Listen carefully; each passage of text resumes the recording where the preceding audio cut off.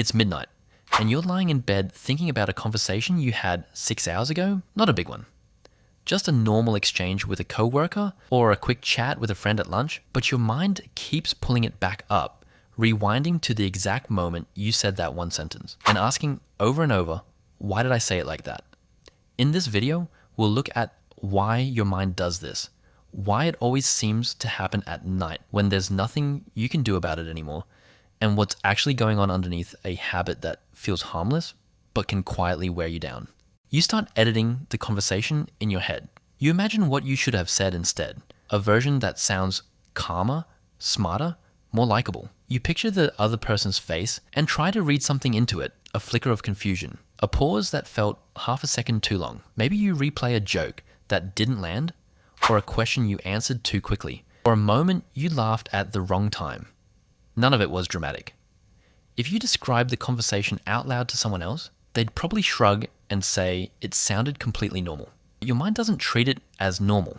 It treats it like a case file that got closed too early, one that needs to be reopened and gone through line by line until you can explain exactly what happened and what it meant about you.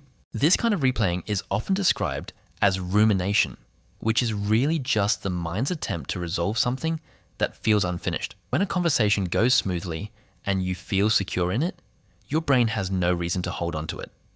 It just lets it go.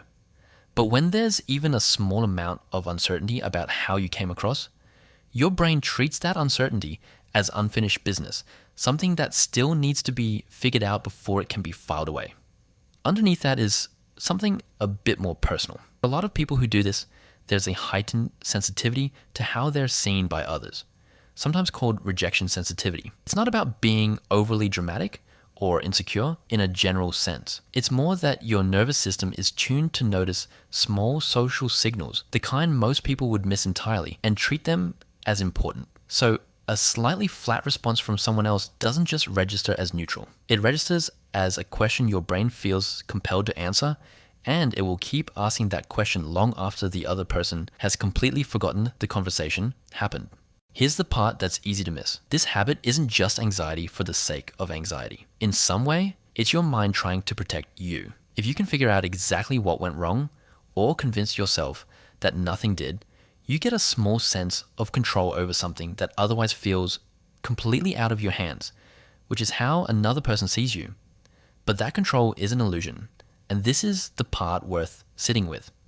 You can replay a 5-minute conversation for an hour and still not know what the other person actually thought, because you were never actually solving anything. You were just trying to make the discomfort go away by thinking harder, and thinking harder rarely makes uncertainty disappear. It usually just makes it more familiar, which can feel like progress even when it isn't. There's also a cost to this that's easy to overlook. The more time you spend reviewing a conversation that already happened, the less present you are in the conversations happening right now.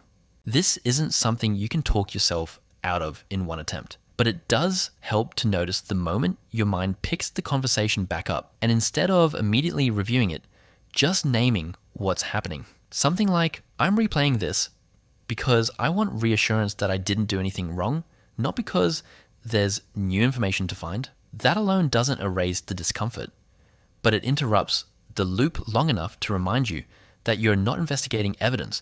You're just sitting with a feeling that hasn't settled yet. It also helps to accept that you'll never get full certainty about how any conversation landed, and that most people are far less focused on you in that moment than your mind assumes. Not because you don't matter to them, but because they're usually busy replaying their own conversation from earlier that day, worrying about their own sentence that didn't quite land.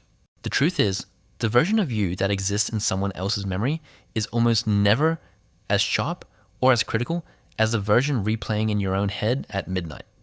Most people forget the small moments far faster than we expect them to, which means the conversation you've replayed 50 times might not even be one the other person remembers having.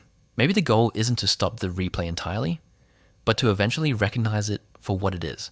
Not proof that something went wrong, just your mind trying to feel safe in a moment that already passed and can't be changed.